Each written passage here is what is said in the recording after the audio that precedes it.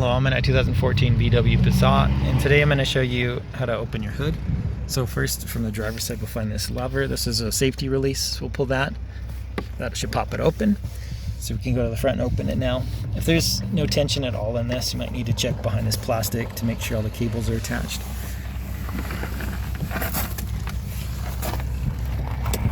But now we'll go up to the front, and it should be slightly loose now.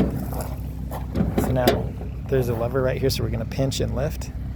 So pinch and lift. And then this is what that lever looked like.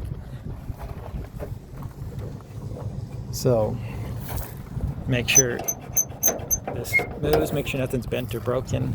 If it's sticking a lot, maybe try some WD-40 to loosen this up. That's where it's hooked onto down here, where that safety release is. And then I don't see the arm here to hold it up, but usually there's like a support arm you can raise up to hold the hood up for you. So this one I believe is missing. But no, also make sure your hood's in proper alignment, because if that's crooked, that could also cause you issues. But I hope this is helpful. Hope you have a wonderful day.